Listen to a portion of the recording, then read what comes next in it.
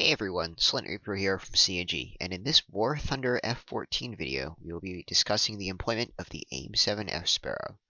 Note that the employment of other radar-guided missiles will also apply to this tutorial to some degree. First, we'll start with the basic controls. You'll want to set up the radar such that it has the B-scope setting. Using the B-scope will allow you to have a better picture of incoming threats, especially those close to you. You'll want to go to Options, and then move to the Air Battle Settings, and then turn on the rectangular radar indicator as seen right here. Next, you'll want to set up your radar to allow you to directly control the radar cursor. Directly controlling the radar cursor will allow you to better discriminate locks and figure out which lock you want to go for. Below the rectangular radar indicator setting is a setting that enables the target cyclic switching of radar. You'll want to turn that off. Then navigate towards your controls and set up the horizontal radar / IRST target Q control axis and the vertical radar IRST target control axis.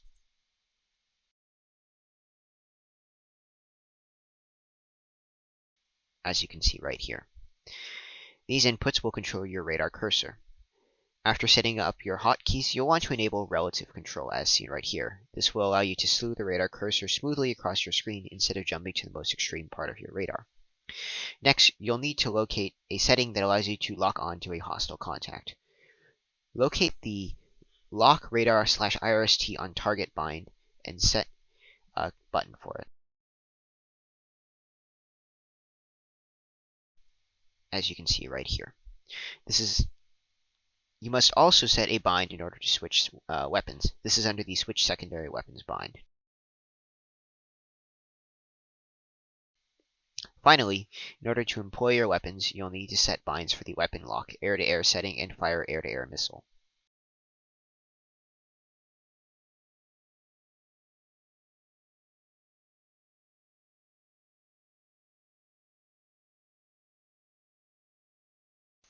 Now that we're in the air and flying, we'll discuss the employment of the AIM-7 Sparrow missile. First, you'll want to make sure that your radar is employed in the post-stop or setting. This allows your radar to filter out ground clutter and only track moving targets.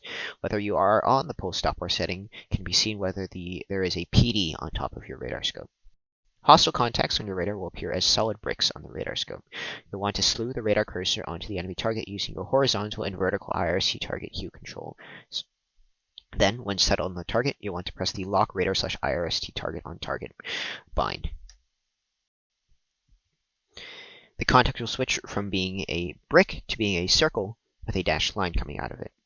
The contacts bearing relative to your aircraft will be seen as an additional line coming out of the circle.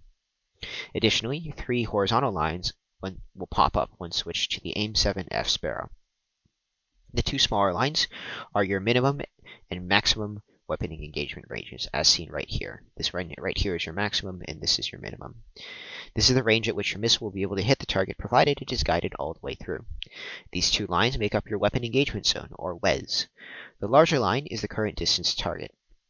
If the large line is in between the 2 smaller lines, the missile is aerodynamically capable of hitting the target. Note that the WEZ can change based on the target's maneuvers once fired, and a target that goes cold can escape the WEZ.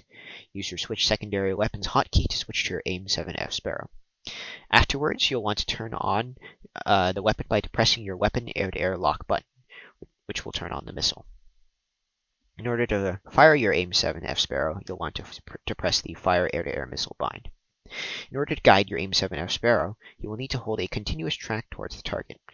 Turning your radar away from the contact will cause the missile seeker to deactivate and fly straight before self-destructing. Additionally, you'll want to make sure that you have a positive closure rate with the target, as seen right here.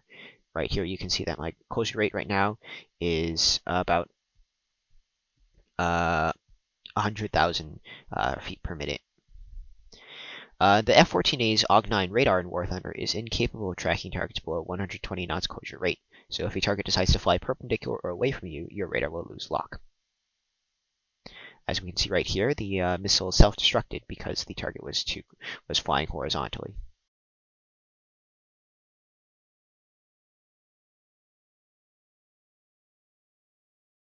We'll try and turn around and re-engage on the target. This is also a good opportunity for me to discuss something known as VSL, which is a kind of ACM radar scope mode, which turns your radar into a quickly moving box that locks onto the first target that it sees.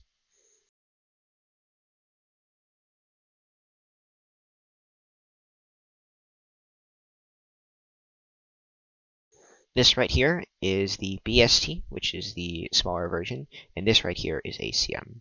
Any contact within the flashing box will be immediately locked onto, and whatever is based on basically whichever is the closest contact. My final piece of information concerns what is known as radar side lobe modeling. If your radar is tracking a contact and a nearby missile has a higher rate of closure, even if it is still technically highlighting the contact, the missile may decide to go for that second contact instead. This is most common in pulse Doppler mode and happens with any semi-active radar homing missile with a pulse Doppler seeker. I hope this video was educational. Unfortunately, I couldn't really get the AI to cooperate very much, but I think you can get the gist of it. I hope that you are able to better employ your radar systems in whatever aircraft you are using. Note that not every aircraft has the same limitations or capabilities as the F-14A, and future aircraft may cause this video to be outdated with future game mechanic changes.